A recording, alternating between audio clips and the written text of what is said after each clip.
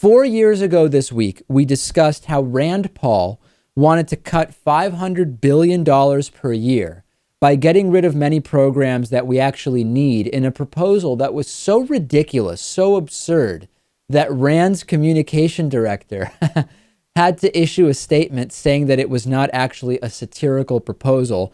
Rand Paul appears to be maybe ramping up for a presidential run.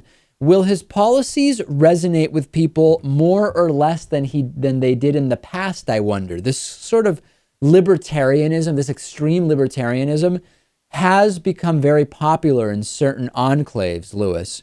But at the same time, broadly speaking, people are not really subscribing to this super anti-government point of view. Yeah, when you lay it out for people, the approach is basically completely disassemble our government and let the free market decide everything.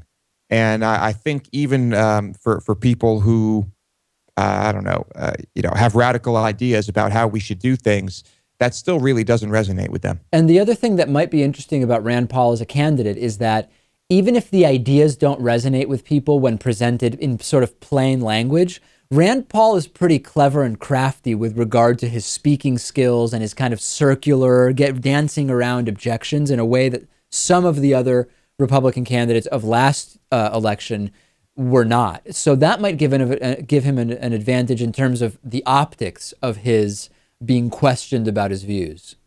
It's when you start asking him about the Civil Rights Act and things like that you really back him into a corner.